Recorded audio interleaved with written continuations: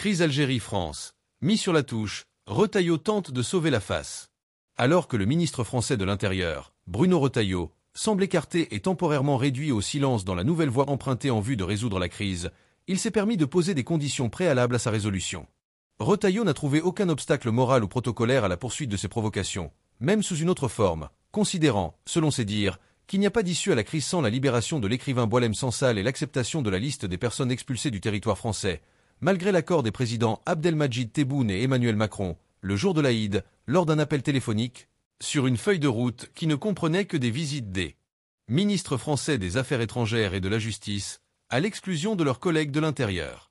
Le politicien de droite a posé, lors de son entretien sur la chaîne France 5, 2 objectifs, atteindre pour la reprise du dialogue entre Paris et Alger, tout en soulignant l'existence de signaux positifs. Le premier objectif, selon le politicien qui aspire à diriger un courant de centre-droit et à profiter de l'électorat d'extrême droite, est la libération de l'écrivain algéro-français Boualem Sansal, emprisonné en Algérie depuis la mi-novembre et condamné la semaine dernière à 5 ans de prison ferme pour atteinte à l'unité nationale et autres accusations. Le membre du gouvernement considère que la libération de Sansal est une question humanitaire. Bruno Retailleau. Pour la première fois, j'ai bon espoir.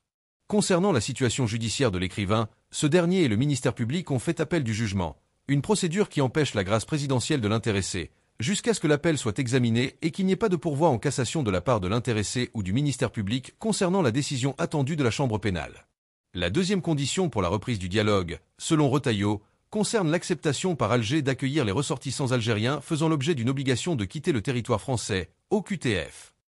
Retailleau insiste sur ce dossier en faisant référence à la demande d'expulsion de l'Algérien qui a commis le meurtre à Mulhouse, 14 fois par les autorités algériennes, qui ont refusé de le reprendre, malgré l'existence d'une convention bilatérale entre nous depuis 1994. Alors que le ministre lit la résolution de la crise à ces 2 questions, il ignore les autres questions essentielles, telles que le retrait de son pays de la proposition de l'ONU concernant la question du Sahara occidental, considérée comme une question de décolonisation, ainsi que son refus de coopérer judiciairement dans l'affaire de l'ancien ministre de l'Industrie, Abdeslam Bouchouareb. Interrogé sur la manière dont le gouvernement français a géré la crise avec l'Algérie, Retailleau a répondu en restant vigilant et en attendant des actes concrets, ajoutant, pour la première fois bon espoir.